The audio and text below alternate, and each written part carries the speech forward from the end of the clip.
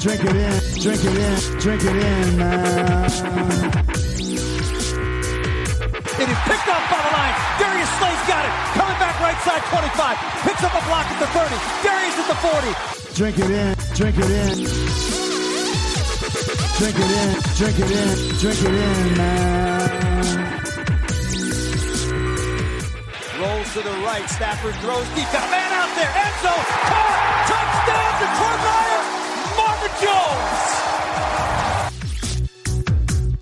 Stafford! Drink it in, drink it in. Touchdown, Detroit Lions! Cornbread! Stafford! Drink it in, drink it in, drink it in, man. Detroit Koolaid drinkers. It is Friday, everybody's favorite day of the week, and we're back here talking Lions with the one and only Grifsky. I'll get to him in a moment. You know what he'll have for you, the local weather report, as well as his favorite acronym. But it is Friday. NFL free agency starts on Sunday through Tuesday is the open tampering, and I'm just so curious to see what the Lions are going to do. So we'll talk about that. We've got some hot topics here that you're definitely going to want to hear my take and Grifka's thoughts on things. So let's not mess around. Let's get right into it. Grifka, it's a Friday, man. How are you? How are you, buddy? Oh, man. It's just, I know I did a weather report on Wednesday, but, gosh, it's just so nice coming out of winter. How can I not do one again? It is supposed to be almost 60 degrees here in Michigan. I know people who live out in warmer weather is like laughing right now, and they're busting out their triple fat goose coats in 60-degree weather. But, hey, man, we're getting out the Hawaiian shirts, the flip-flops, the freaking shorts. We are grilling here this weekend. It's supposed to be 60s and 50s. Sun, how can you go wrong here in the beautiful state of Michigan? TGIF. Oh my gosh, that's like it's a bell for the weather report. It's a bell for the TGI. Like you brought up triple fat goose, which I thought was tremendous. That's a double, just because that was such a good pull by you, Grifka. We got lots to chat about today. Like there's so much. Like I know we've been doing our game rewinds. We'll be done with those today. Thank goodness. It was a tough season, but there's so much to talk about. Like I can't believe like we haven't even got into free agency a ton. We haven't talked a ton about the draft, probably because you're not prepared. But like we got a lot to get into, man. It's like I think the draft's 2 days away, somewhere in that range. Like we got to get into this, man. What the heck's going on with our Lions? Let's do this. This is one thing I really was talking about. I heard a conversation earlier this week on one of the local sports talks, and I wanted to get your opinion on this. I mean, we're both big Kerryon Johnson fans, and we both think he shows flashes, but he has a lot of trouble right now just staying on the field. He has his first couple of years, and this could be his make or break year with the team. Either it's just like if he can't stay healthy, it might be time to cut bait. But one of the things Bob Quinn really wanted to do, when he stated in his press conference when he got here, was that he really wanted to, I guess for lack of a better term, fix the run game. So, man, just a couple questions for you, man. It's just like, I really want to get your opinion. Do you think Kerryon Johnson is still like a number one running back, or is this something maybe the Lions need to address in free agency or the draft? Bob Quinn, where do you think he's at fixing this run game? With the offensive line, other skill positions, wide receivers, quarterback. Everybody keeps talking, we need more wide receivers. These guys are getting old. I mean, well, doesn't that take away from the run game when we're looking to pass the ball, or does that enhance the run game where people, aren't in the box? What's really your opinion on, Kerryon, where this run game is at with this team? Grifka, did you say Kerryon? Oh, yes, I did. Carry on my wayward son. Grifka, lots of good stuff there. This is normally where I ask, is that a real question? But this is a dang real question. This is a big question. I'm so glad we're going to tackle it right here, right now, because you said we're both fans of Kerryon. Now, I got Kerryon in a couple of my deep 32-team fantasy leagues. I saw him after his rookie year and thought he had burst. He could catch the football. He had everything you look for and kind of, a lead running back, but also just a guy that could finally be consistently productive, meaning like not going to run for Hundy every time, but also going to be consistent, be a good football player, boost our run game. Now, he's 2 years in or whatever, and he's had 2 injury-riddled seasons. Is he 2 or 3 years? Is this year 3 coming up? This is year 3. 3, right? So he balled out in 1, but he was also hurt, and then he was really hurt majority of last year. What did he play? 5, 6 games, maybe? So roughly. He came back at the end of the season, showed his fresh legs. Yeah, I mean, it's nice to see him back, but I don't want to say I've cooled on the guy, but it's just kind of everybody's beating him up for the injuries, acting like he's, totally injury prone. And my counter to that was, well, you could have said the same thing about Stafford. He was injury prone years 1 and 2, and then he went a decade not getting hurt. I mean, running back's a different animal, but there's no reason that Kerryon Johnson can't have a healthy 2020, 2021, and then people aren't talking about his injuries. They're saying like, wow, we forgot how good this guy could be or what he could add to our run game.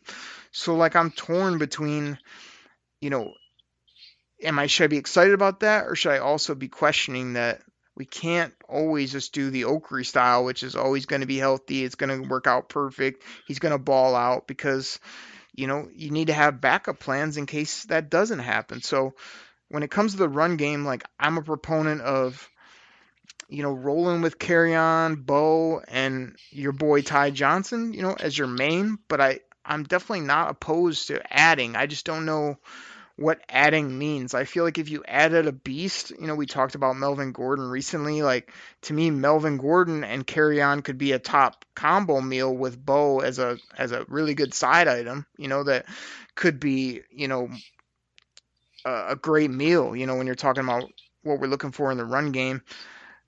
But if you don't get a guy like that, then you're relying on Kerryon to be a really big piece, and then you're also probably bringing in a new kid, a rookie. I've done a million mocks, as you've seen on Twitter, Grifka, and like for me, the sweet spot for running back is rounds 4, 5, in that range, like holding your water in the beginning, not getting tempted by Jonathan Taylor, J.K. Dobbins, whatever it may be, just letting those guys pass by for the most part, unless the value is just crazy, and waiting till rounds 4 or 5 and being like, oh man, I gotta have, some of these guys in that sweet spot that can do it for you. So I think that we still need something extra, but I feel like Bob Quinn feels like he's got 3 guys he can make it work with and wants to spend the money other places. Now, quick to your second one, you kind of threw in as a side question, but I think it needs some more time, is in general what you said about the offense. Like, everyone's clamoring for 1 or 2 receivers in the draft. Like, if you really look at the Lions, yeah, they don't have receivers locked up for the next 2-3 years after this 2020 season, but they do have basically everybody coming back. You got Kenny, Marv, and Danny off the top. You just invested a 5th, when they get Fulgham, in the 6th round. Pick 184 overall. I've got it right here. Travis Fulgham, you didn't see much from him, but I wouldn't be giving up on him. Marvin Hall made plays down the field. So when you're talking about the offense, like I think, running back is where you like to add. You also do want to get that line to protect your quarterback. And yeah, you need wide receivers, and they're fun to add, but you do have a full group coming back. Where are you going to put them? You're going to try to sneak them on the practice squad, or you're going to push them way down the roster when you could have got another position that could help. So that's my big take, man, on the offense, Kerryon, and where they're headed. I think that my hope for the guy, but I can't pencil him in anymore, is just this stud until I see it again. Extended period. I can't see it for a game or 2. I need more than that from him. Yeah, that's one of those things, like, I'm still a fan of him, and I still think he can, do good things for this team just by, watching the few games that he played last year, and especially, these games that we have coming up here, like showing the flashes. But, right now, I mean, it's bad. It sounds like he's almost fans, even some of the media is going to give him that China doll, moniker, where, like you said, I mean, that was Stafford at first. I mean, your boy, what was it? Zach Follett called him the China doll, and then he got hurt, injury, ended his career. Ha ha ha, Zach Follett. But I'm not for sure if Kerryon's going to be the same way. It could be healthy if you get like maybe somebody, like you said, a Melvin Gordon. And I don't want to draft a running back that early. I'm not looking first, second round, even if the Lions trade back, get a running back in the first round, because you're right. It's a pretty deep draft for running backs. And it seems like the way running backs now go in the NFL, you need that combo. There's not that Adrian Peterson, Emmitt Smith, workhorse anymore. That's going to get 25, 30 carries a game. It just seems like teams don't do that anymore. They want two solid running backs. So I don't know if you can depend on Kerryon being the 1A guy, though. The guy, when, they're announcing the starters, at the Super Bowl or whatever, that he's the running back running out of the tunnel as the starter, or, when they show the starting lineups on the TV, he's the guy there. I don't know if he's that. He just, like you said, he just hasn't shown enough. And those flashes are just enough to get you salivating. But, you're almost waiting for, it seems like he gets hurt on, these innocuous plays where it's just he's slow to get up, and you watch the replay, even in slow motion, it's just what really happened there? That didn't look that bad, so I don't know. Griffco, everybody listening knows you're not quite for sure, but one of our gimmicks on the show is that you ran down my answer basically point by point. That's why I had to do this to you multiple times. Yep. So basically you agree. I agree with you. What else we got? You followed up with the wide receivers. You mentioned that. Do you think having a number of wide receivers kind of hurts the running game? Do you think that's a possibility where you have these guys that they want to get paid, so they want the ball? So do you think that can hurt the running game as well? No, I don't think so. I feel like it's a passing league. I feel like it's great. The best offenses, are able to stretch you with three wides. You got to have three guys that can all get it done. Two guys on the outside and a decent slot to compete when it comes to receiving, in my opinion, and being a prolific passing game. I just feel like the Lions' depth, last year, once we got a few injuries, did not show very well. But I think when you look at it heading into 2020, let's say Marv Kenny and Danny do less than they did in 2019, but all have pretty good seasons. So you got that going for you. Let's say you get a burner in the draft. I'm talking anywhere from rounds 3 to round 6. You find a guy that's got crazy juice, speed, athlete, can go up over the top, maybe get you some splash plays. So between him or Marvin Hall, that's going to be your speed player. Fulgham, makes the roster. He's kind of like that 5'6" receiver, plays some special teams. I know it's not a ton of huge names. Even to me, I kind of have said on a few podcasts and other things I've done, I've been the biggest Kenny proponent, and I've been the guy that's sort of been saying, you hear all this stuff about him getting a new deal, getting paid, $15 million a year. I'm cautious on that, not because Kenny's not a good player, but I still don't really know, what is his ultimate ceiling? Is he the alpha dog one that's really going to catch you 100 some balls, 1,200 yards a season and 10 touchdowns? I mean, he got similar to those numbers last year, but we didn't win any ball games, and it just, I'm a little hesitant. I could see him taking a little bit of a step back. Same with Marvin. So that's where the new blood comes in I would like to see not only a good receiver brought in, but a guy that you're planning for the future. So maybe he can learn behind Danny slot, but also has way more speed and can bring that element to the offense. So I don't think it hurts the running game by any means. If anything, having all those receivers should open up the run game, like when Reginald Bush came here and he was like, nobody even plays your run game, because you had all these receivers and could wing it around. So if anything, it should open it up and should when you do run it, there should be nobody in the box and be able to make hay, which hopefully a healthy Kerryon and Bo can do that. And like I say, let's say they add a crazy player like a Cam Akers or a Edwards-Helaire, or they wait longer and they get Zach Moss, who's not a burner, but he's a good piece you could add to that run game. I mean, those 4 or 5 guys should be able to get it done much more so than we have in the past, where we had 1 or 2 receivers, your boy Calvin, and nobody else, and then the run game we just had nobody else. I like how you got that in with Calvin, because I think the team could use Calvin right now, but he was one of those Hey, you know, Earth to unassuming. Grifka, he quit on life like 4 years ago when he left his Yeah. team high and Okay. dry, and then Somebody, and then somebody complained like about Calvin. $2 million they took from him like a little baby. Yeah, he did that. I don't know if you noticed. I don't know if you got that news blurb. He's doing fine in the green business now. I think we all know what we're talking about there. Oh yeah, between that and meeting up with Dave Burkett every 2 months for their fireside chat, I hope he's doing great. Griffith, don't get me on that. I mean, if anything, let me do Okay. my Martha impersonation rather than my Calvin rant today, please. Okay.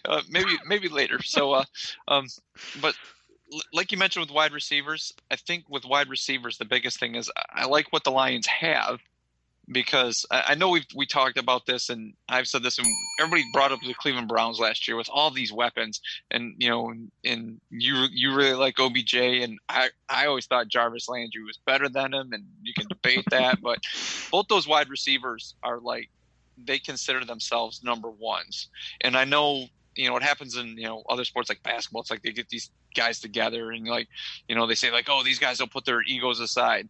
Yeah, they will for like the Olympics, but they're not going to do it for a whole year. And that's what, if OBJ and Jarvis Landry both see themselves as the number one wide receiver, and then you have a good run, you have a stud running back, and and Njoku at tight end, there's still only one ball, and there's going to be points where guys are they're going to want that ball. So what the Lions have in Marvin Jones and Galladay right now at this point, and I realize Jones is a free agent, next year, and they signed Amendola again, and Amendola knows his role. He's not always got to be the guy looking for the ball. I think that's what you need with wide receivers there, which will help the running games. They're potent enough where it's going to keep guys out of the box, which will open up the running game, like you said. But I don't think you can have like these stud wide receivers. We all saw Jerry Rice at the end of his career, where Terrell Owens was kind of taking the mantle from him out in San Francisco, and Terrell Owens caught that ball against Green Bay in the playoff game to win the game, and Jerry Rice was pretty mad about it, for lack of a better term, because he still saw himself as the alpha dog on that team, and that can kind of fracture locker rooms when you got guys like that. So I'm not saying like Jerry Rice, but you have attitudes like that, it can fracture a locker room. So if you have those wide receivers that know their roles, okay, so yeah, that guy's the one, I'm the two, three, but they're potent enough to like pull defenders away from the box, that can only help the running game right there. Grifka, before I give you my retort, I'll just do this just for you, since you mentioned the team that I think will have a huge bounce back 2020 as well, but this is for you just so you can have a moment of glory. I'm like, that's Baker Mayfield right there. Baker. Yeah, I just want to let you know. He sucks, okay? Yeah, there you go. Mark it down. There you go. We haven't played it for a while. Tell your grandma. You talked about my boy Odell, which again will be another he'll be in the top 10, top 8 receivers again here in 2020 as well. But you're over here talking about egos. Like, yeah, I agree. You got some crazy egos on the Cleveland Browns, but we have probably the most humble receiving core in the game. Nobody, we don't have any Michael Irvins on our team or any dogs in that sense. We just have humble football players, and like say, none of them are signed past 2020. I mean, like say, Danny's only here, the other guys aren't up. Sure, they'll probably bring back Kenny, hopefully on a good price, but I mean, I think we forgot to talk about one guy in the passing game, Grifka. His name is T.J. Hawkinson. Like, this guy is humble as a mouse too. Like, I'm just hoping he can make plays and play the middle of the football field, because how are you going to deal with the Detroit Lions if those three guys are all making plays? None of them are like craving the football. There's no locker room issues, and you've got a slot, two outside guys, a big time tight end in the middle. You've got backup receivers and maybe a rookie that comes in that's got crazy speed. Like, I think we should be able to wing it around all day, and then, like say, a lot of our running backs can catch as well. So that's again where a lot of my belief in the Detroit Lions comes in for 2020, because they can spread you out, they can sling it around, and all they got to do is be able to run it better and keep their quarterback upright, and we should be good on the offense side of the ball. Yeah, the tight end I actually thought you were going to mention was Jesse James. Mentioned because he's a piece of crap. I think he likes to hear his name because they never throw the ball, so it never gets announced over the PA. Oh my gosh, I've got I'll have to find it here before we move too far. I know I have a drop somewhere for Jesse James. Where is it? Uh, Well, the only tight end that ever dropped crap around here was Eric Ebron. Oh, and Brandon Pettigrew and David Sloan. Sorry, so I regress. So as you look for that, let me pose this last question to you. We mentioned, a big part. Everybody's like, it just always seems like everybody's like, oh, just go get another running back. Everybody always thinks that like the problem with the Detroit offensive, running game is always just the running back. Oh, just go get another running back. Go get another running back. Where do you think the offensive line plays in this? I mean, it sounds like Graham Glasgow is not going to be re-signed. I know we talked about him. They've drafted guys early, like Laken Tomlinson. He's gone. Riley Reif, they let him walk to go get Taylor Decker. Where do you think this offensive line is? And then with this, you think there maybe was a Joe Thuney from New England's out there? A lot of people think that they're going to sign. Maybe draft another guy. Maybe Obushi, Wiggins, re-sign those guys. Where do you think this offensive line is, and where this would play into the running game as well? Oh, Griff, I couldn't come through for the people and find the drop I want, but this one's applicable to Jesse James before I talk about our offensive line. Hey, Jesse James, Charles got a little something for you. That's terrible. That's terrible. That's what I thought of you in 2019. You are a slug. You make $7 million a year. How about you make more than, I don't know, like, what'd you have, 8 catches last year maybe, you piece of garbage? Oh, anyway, back to the offensive line. Grifka, like, when it comes to the offensive line, like, I've come your way a little bit. We've had our battles about Taylor Decker and Rick Wagner and all that. Like, I guess where I sit on it is, like, unfortunately, after 4 or 5 years of Bob Quinn, like, we really only have Frankie Ragnow seems to be a stalwart in the middle. We're moving on from Graham Glasgow, which I think they'll be able to plug either in free agency or have to make it a priority in the draft. I don't know what we have in Joe Dahl. I feel like Taylor Decker, as much as I try to back him up, he's a middle to slightly above average left tackle. And then Rick Wagner is average on the right side, and is highly overpaid, but also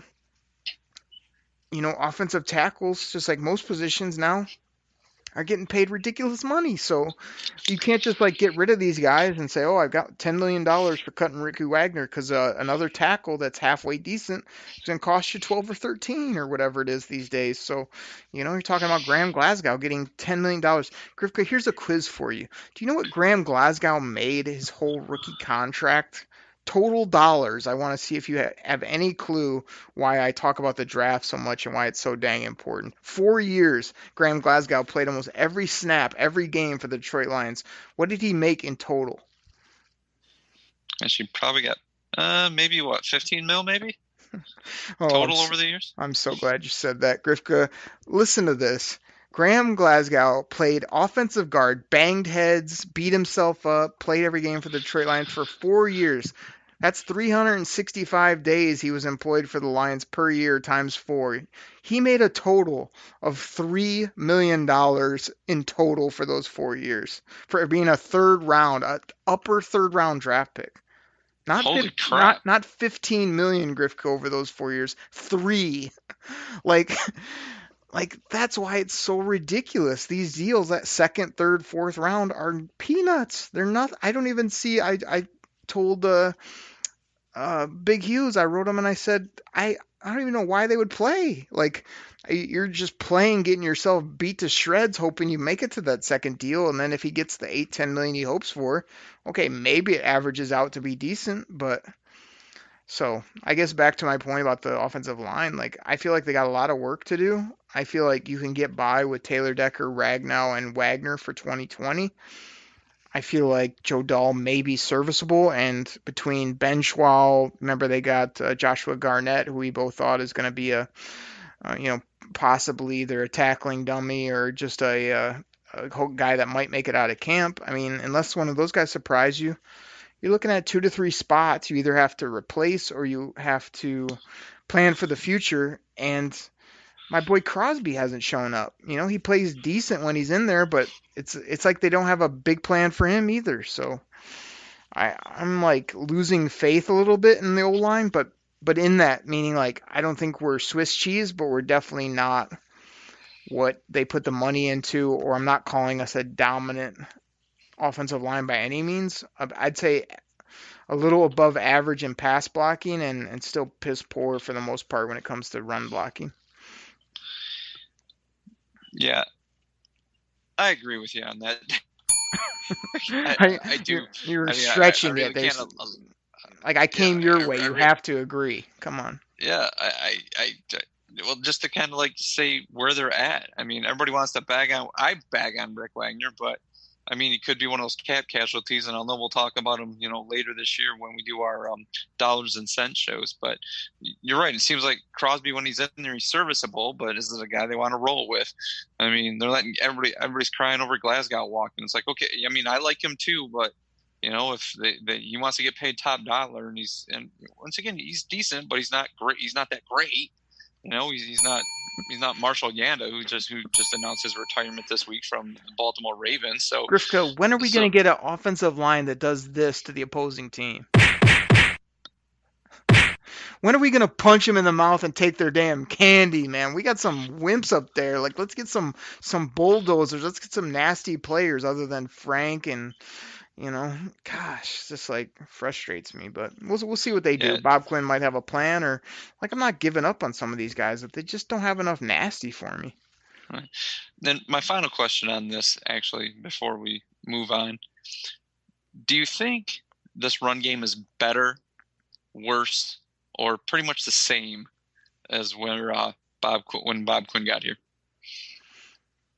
That's another good question by you, Grifka. That's a new record high for you. I think that's 2 to 3 good questions on a show. We'll put you. I ate my Wheaties this morning. We'll send you a gold star in the mail. But man, it's a tough one. Like, I mean, I feel I want to say better, but like obviously 2019 was not better. We're back to that. Like, hey, the Lions ran for 30 yards that game. It's just kind of like, yeah, we heard that story before. But 2018 was better. We showed some flashes that we might have a top running back. I think they could surprise again in 2020. I feel like I beat you up for Ty Johnson, and the more I watched him, I feel like he's got the size profile as well as we saw the speed at training camp that he could be a little something. I'm not sure what his ceiling is, but I feel like a 3-4 type running back with some juice would be nice if he can find it in him to hold on to the football and hit the crease every once in a while. So I think in 2020 you're going to see them be a surprisingly good run game compared to what we've had in the past, which still is not saying a ton, but I think you'll see kind of a big step forward where like most games will know, hey, we can come in this game and get 80, 120 on the ground and still throw it around like we'd like to, even if the 120 is like Kerryon with 65, Ty with 30, and then Bo with another 30 or 40, that kind of spread out.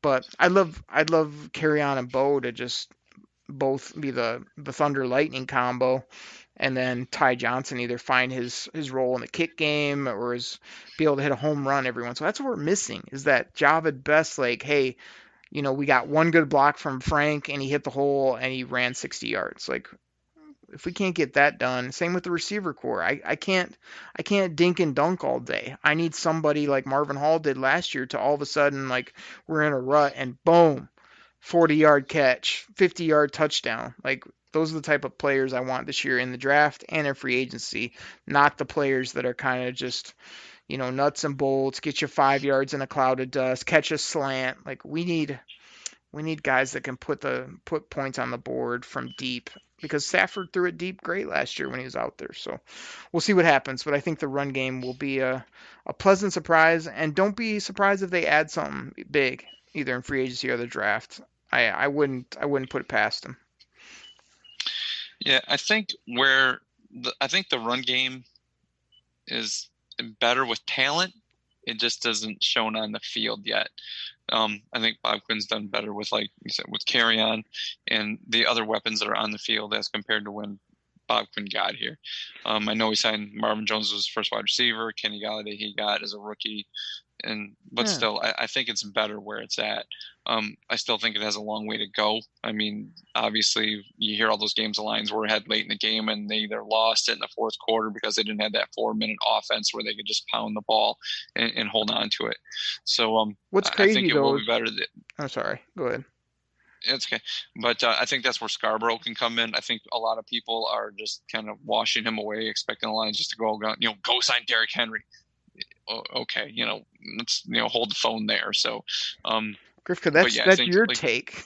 That would be your take normally. Oh, he's a good running back. Dude, don't beat up on the people when you've said that about many players here on the show. Hey, Hooker, why don't we go get Derrick Henry? He'd be our best running back. Yeah, he'd also cost you $20 million. But I don't want to Makes pay no Derrick sense. Henry what Derrick Henry wants. Oh my gosh, yeah. I was just gonna follow up and say that the offense, when you really look at it as a whole, like it's been built kind of brick by brick, but I feel like it's a pretty dang good offense. A balanced, good, like you said, no big egos, no guys that are gonna be caught in the club, type of thing. But this is kind of a crucial year to get it on track and also get the defense rolling, but also, what are you going to do in 21, 22 to keep this going? Obviously, you have Hawk there and maybe Golladay, but you're going to need to build the other pieces. So that's why I say it's the biggest offseason in the history of the Detroit Lions, but also this offense is built decent. But the counterpoint I was going to say to finish this up is like when you're talking about Kerryon, Bo, and Ty Johnson as your top three running backs, like to me that doesn't seem to measure up to the other really good run games in the league. Now I have people on Twitter always tell me Bob Quinn, nobody's willing to put anything into a running back, and I'm like, but we all know as football fans that you're not going to be a dominant run game with those three. You might be like average, above average. You might surprise me, but unless you add a really big piece or go out and get an electric rookie, those three guys are not going to be top 10 in the league, where people come into Detroit and go, oh man, we got to watch out for Ty Johnson and Bo Scarborough, but they might be decent as a whole is what I'm thinking. So, I think I like our offense, but man, could it use some blue chip top type players or people when they come in, they're like, we got to watch out for that guy. And I think that's what this whole team needs is a couple more of those, like circle him in your calendar or in your program because he's a problem. We don't have enough of those. We have some good players across the board, but no dominant ball players that we need to get over the hump. Yeah, it seems like at this point, it just seems like you mentioned the three Lions running backs. It just seems like when defense coordinators look at that, they know how to contain them.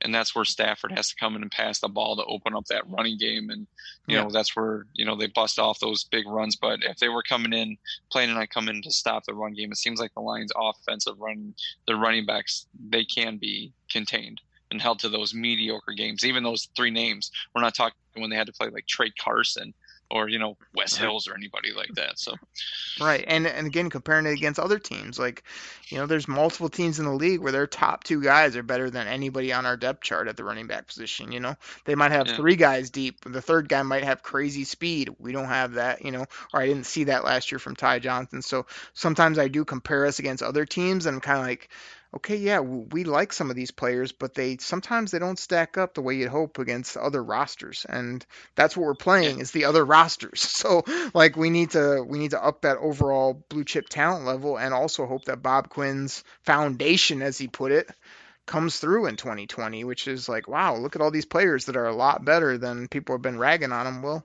they had a terrible 2019, like it happens. So, we'll see, man. I'm excited about it. Yeah. Well, let's do this. I know we ran a little long, but I really like that, man, because I know that's something we like to talk about, and we haven't really dived into that yet. So let's take a quick pause for the cause here, and then we'll just cover these last two games really quick. That way we can, finally close the door on the 2019 season. Good stuff, Grifka. You earned a prize, and I actually do have a surprise for you. I have to get to you next time I see you, but good stuff here on the show. We'll be right back to talk about these last two games of the 2019 season. And then, Grifka, as Bill Belichick and others say, we're on to free agency. We're on to the draft. I can't wait. We'll be right back. Everybody, thank you so much for listening to our sponsors. We couldn't do it without Spotify and Anchor. If you want to start your own podcast, or you want to talk about sports or music or anything, please check out Anchor.fm. Go check them out. And anytime you can either hit subscribe or leave us a positive review, that really helps out our show as well. So we thank you guys that have done that and that always hit us up on Twitter and online and say how much you enjoy the show and the Grifka Bell and all the other funny gimmicks we do. And we also just love talking football with you. So good stuff. So Grifka, we love talking football. I don't know if we love talking about this type of football, which is we're going to talk about the Lions heading to Denver, and then also your favorite team, the Green Bay Packers, coming to Ford Field, the final game of the year, where we're pulling out some trick plays, because that's what we do in Week 16 or 17, whatever, Game 16, whatever the heck it was. Grifka, what the heck's going on with these games? Let's get through these. Yeah, let's just make these quick, because I know people are ready to move on to 2019. But once again, watching these games, you kind of pick up on other things. My biggest take from the Broncos game was like, I love those Bronco helmets. I love those old D with the Bronco inside. I love them so much more than those new uniforms. The old Orange Crush. I wish they would go back to those. I hate those new uniforms. I hate those uniforms Denver wears. Grifka, isn't it crazy how we go nuts? Like there's very few throwbacks that we don't like. It's all these like either new jerseys or am I mistaken? Did the Lions go with the aqua pants again in this game? I think they did. I think they were in the white Krispies with the aqua pants. You know what that is? Automatic loss. Never won. Never won. Absolutely. Gosh, embarrassing. Once again, biggest takes on this. This seemed like one of those games because the Lions jumped out 10-0 early. It was that they had Blau had some nice passes early on, led to a field goal, and then Agnew had a nice punt return for a touchdown, up 10-0. I'm sitting here watching this game going, cool, awesome. Looks like they're going to try to win.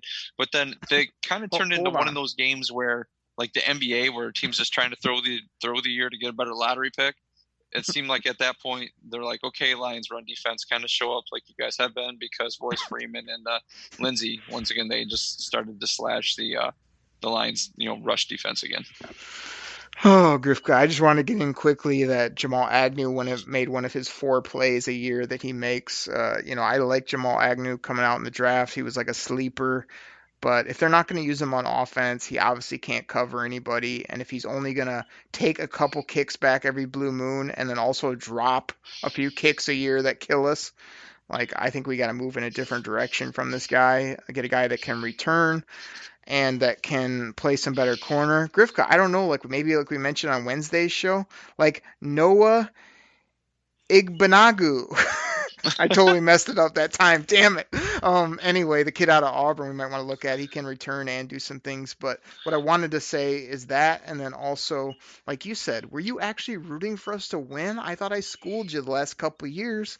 There's no reason to win any of these football games, because we tanked and because we didn't come through in either of these 2 games is the reason we're picking 3 and might be able to trade for the greatest haul of draft picks we've ever acquired as a football team since your boy Roy Boy got dealt for 2 first-rounders to Jared Jones and Chuck's favorite team. That was the greatest few losses we ever had. Don't tell me you're rooting them on because you want a victory to make you smile. We've been through this. I know, but I always wanted to win. That's just the way it happens. But idiot, you're right. Stupid. We got to use our brains sometimes, Grifka. We can't be a lackey all the time, even though we love to, I don't know, do this. Drink it in, man. Cornbread. I mean, I can respect it, but you got to still use that thing between your ears, man. Let's keep it moving.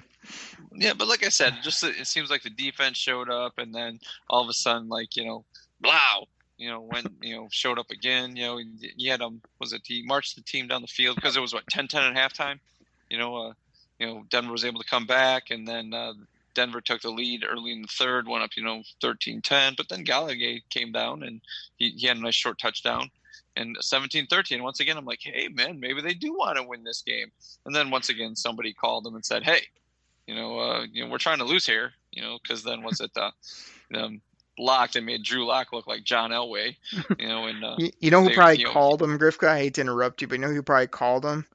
989-272, Kevin Smith, Herman Moore. It was probably your boy Oakery saying, hey, there's this thing called the draft, and you guys are about to ruin this, so can you kind of stumble over your own feet, take this L, because winning this probably would have taken us to pick 8, 9, 10. Because we lost, it kept us in the game. So that was probably me from the Koolaid Cast line. I have a quick question for you. So they're winning this game at one point, and like you said, somebody made a phone call. What would Martha sound like if she called down wanting them to, say like, hey, we can get a better draft pick with a loss? Oh man, I think it probably would went something, I don't know, like this. Hey, Matt, is Matt Pat there? Yes, Matt Pat. My favorite memory is in 2020 when we win the Lombardi Trophy, but for now, we suck. Can you guys lose? I need this draft pick so I can make my dreams come true. Thank you. I'll see you at the Sunglass Hut. Bye now. I think it went something like that. I mean, I probably called on a rotary dial if I had to guess, but that's probably how it went. I don't know if that was the actual audio or not, but something. Rotary dial. That's awesome.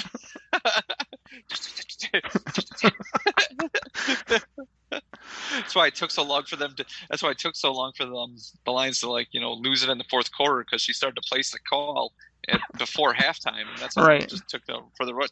I mean, it's hard to work the rotary dial with the blue blockers on too. I mean, you might exactly. one number wrong, you got to start over. Yeah, it's like you got to hang up, do it again. It's like, do I have to dial 9? Do I have to put 91 with the area code? Is this long distance, even though we're still in the same stadium? And I think it's great. I think it's great that Martha listens to the show, because obviously she does by calling him Matt Pat. I mean, who else does that besides the Detroit Koolaid Cast and Martha Ford? She has one of those cool golf carts that looks like a Ford Mustang. So, oh man, get that made. So, Martha, I hope your dreams come true, just like ours. We have the same dream. We just talk different.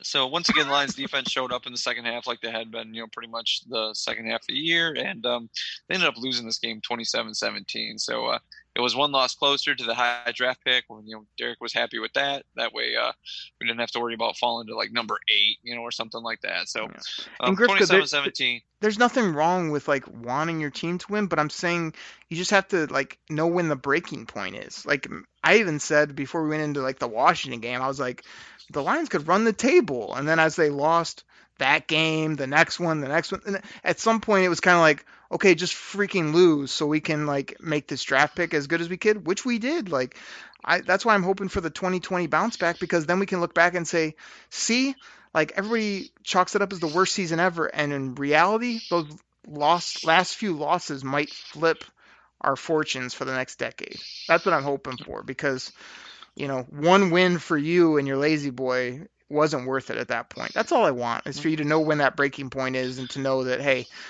hopefully you don't have to see it anymore. But in 2019, yeah, that breaking point was about 3 games ago. So you should have been rooting for a loss like I do. Okay. Let's move on to the Pack game, last game of the year. This I thought was probably the best game they played, since Stafford got hurt, at that point in the season. Tell me what you thought when you saw the trick play, Blau, for the TD catch 7-0. What were you thinking? Oh, I mean, it was unbelievable. I mean, we have a whole highlight tape of how to pull out your greatest plays of all time when they mean absolutely nothing. Like the only thing I'll give Bevel credit for is he had the how do I say it on the show? The onions to do this earlier in the season when it did matter. But what are you going to go blow one of our good plays for in Week 17 against the Packers when all we're trying to do is get out with the draft pick at this point? So I know everybody loved it. I know our hatred for the Packers with a little inkling of like, let's just go beat these sons of what's. But really, like, gosh, it's frustrating that you can't do this stuff in Week 6 when we really need it, or when me and you were in Lambeau Field. They did do the flea flicker, so I can't say that. But yeah, it was just frustrating. It was kind of like, man, don't do that. What are you doing that for? And remember, we called it. We're like, watch them fake a kick, or what they do, the Matt Prater play the year before. It's like, come on, man. Like, it's just becoming ridiculous. My favorite play of the game, the Lions were up. They just went up. They were at 14-3, late in the second quarter, right before halftime. And it was the play that it seems like every team seems to run when there's like 30 seconds left in the half. It's like, okay, we're just going to run up the middle.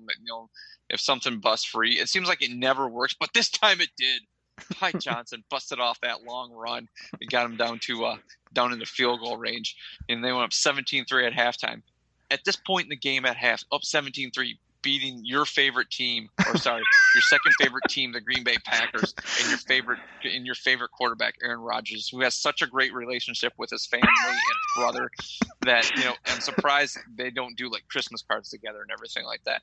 What are you thinking? 17-3. Are you thinking don't blow this, or like let's pull this out? Because at one point I tweeted, I'm just like, I don't care if they fall in the draft. Just go beat the dang Packers. Oh, of course you did, Grifka. Like Waffle Maker, like the only reason you liked Ty Johnson's play is because the first play he made all year, so you could come on the next week and tell me, hey, see, remember when I told you Ty Johnson was good? See that run he had? I'm like, yeah, I saw it. It was the only one he had all year. What? Oh, he had a fumble or two. I don't know if you want to count those as good plays, but they were plays. Oh my gosh, Griff couldn't I don't know. There's really no bit of me that wanted this game. I mean, like you say, it's the thing I hated the most as we work our way to the end here is that you got up, you made the Grifkas of the world want to win this game, you put it on them, and then you did the slow bleed again like they did to us in Lambeau, where they not only did they lose, they lost in the slow, agonizing fashion that we had to let watch number 12, that smug piece of garbage. I mean, I don't know who's more of a piece of garbage, him or Jesse James. But I give it to Aaron Rodgers at this point. But I mean, this son of a bee goes down and just like bing, bam, boom, and waits, and they kick another field goal. I mean, we beat the Green Bay Packers in 2 games, and we lost 2 games to the Green Bay Packers. Like, is that just ridiculous? Or, I mean, it's stupid. Like, I have here in my notes, Grifka, one of the only notes I have in this damn football game, A-O. I mean, I gotta play it for him because this is a highlight of the whole season. A-O. Oh, baby! Aaron Rodgers throws a ball up deep with, I have here, 1:30 left in the fourth quarter, 2020, and A-O. Oh, baby! Goes up and has one of the greater interceptions I've seen from a Detroit Lions player. And I'm looking at my notes going, it's 20-20 and we just picked the ball off around like the 40-yard line and we lose this game? Like, why can we not make a couple throws, kick a field goal on them and win? Like, again, I didn't want them to win to ruin the draft pick, but I'm saying, like, I'm looking at the thing going, like, after their play like that, how did we had to try to not win? Just makes and then Aaron Rodgers just going down the field the way he did. The worst pick there in the world. I don't know. Right. That was just terrible pick. You threw it right to the guy. And like you gave them time to. Like, it's not even like we drove down and they had to go. Like you gave them the ball and then they just went down and booted with no time left. Like it was just one of the worst endings ever, except for all the draft nicks like me that were just like, that's so annoying. I hate Aaron Rodgers. The Packers suck. We beat you twice and we have nothing to show for it. But I'm happy because that game meant nothing, and we secured the number 3 pick, which while we're recording, Grifka, I just saw a tweet come up that Tua Tagovailoa has no health concerns moving forward. His recheck went perfect. So, hey, Carolina here. Hey, Miami. Hey, Indy. Hey, Oakland. Las Vegas. We are open for business, and we will take any draft pick you will give us basically to move down so that we can reshape our team. So Lions lose the last game 23-20 or something like that, or something like that. So that's the season. Very disappointing. We thought they were going to be a lot better. Let's close the book on the season. We're ready to move on, ready to talk draft, free agency, and get better. I mean, there were some flashes on this team. Players that we're played a little better than what we thought. There were some guys that we thought played a little worse than what we were hoping for. But, new season coming up, time to put this one behind us, get our quarterback back. Hopefully people are like, no, trade him away, go get Tua, because if that's what you're thinking, it's going to be another bad year. So any thoughts on wrapping up the season for you? Grifka, I got a lot of thoughts, but we've talked a lot about good stuff on the show. I'm writing my notes right now of, like you just said, okay, season's done. We rewatch the season, heading towards 2020. Obviously, I'm always positive. I'm always looking for the good in this team. But I'm writing down names right now of guys that are going to make or break us in 2020. You want to know some of the names I just wrote down in 2 seconds? Please let them be like Agnew and Blau. No, absolutely not. But these are guys that I think like, as much as I want to be positive, as much as I'm not sure what we're going to get, but I think it's going to really impact our team. So Ty Johnson, Romeo Okwara, Jelani Tavai, Will Harris, like, oh baby, like, these are crucial guys, and we obviously already talked about Kerryon, and I don't put Hawk down because it's sort of expected that he's going to take a big leap and be an integral player, but those guys that are on the fringe that, like, we really haven't seen them do it at a high level, but we think and hope they can, those are the kind of pieces that need to take that 2 steps forward, plus add good players in free agency in the draft, plus have our guys that we already know are good. If Slay stays around, Stafford, Flowers, hopefully Tracy Walker will come into that realm. And our wideouts be the key that gets the football team over the top. So I'm real excited. I think some of those swing players I'm going to keep an eye on throughout the process. But yeah, man, like I said, it's on to free agency, it's on to the draft, it's on to 2020. Grifka, I know you're going to be rainbows and butterflies in the offseason, and the first thing that goes wrong, you're going to tell me how bad the coach is and how bad everything's going. But I'm here to tell you, I'm here to make you believe that the Lions are going to blow up and going to surprise everybody in the NFL in 2020. Grifka, I don't want to hear your retort right now. I just want to know, do you have anything else for the people? Nope. I'm glad I boxed Grifka into that because I don't want to hear any ums, or negative stuff. Everybody, we closed out the season. We put our eyes back on it.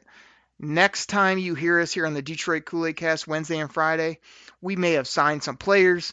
We may have made a trade or two. Who knows what's going to happen? But I'm telling you, this is the biggest offseason in the history of the Detroit Lions, and you're going to hear it all here on the Detroit Koolaid Cast. Follow every minute of it, and Grifka is going to love every second of it. He's going to be the most positive Lions fan ever once everything starts rolling right for this football team. I can't wait to see it, and it starts now. So thank you, everybody. Drink that Detroit Kool-Aid. We'll be back next week talking all things Lions, free agency, probably be 30 days or so to the draft. It's going to be crazy. Can't wait for it. Everybody take care. Have a great weekend. We're out. Pack the bag, start the plane. This game is over. It is over. What a comeback by the Lions. Drink it in, man.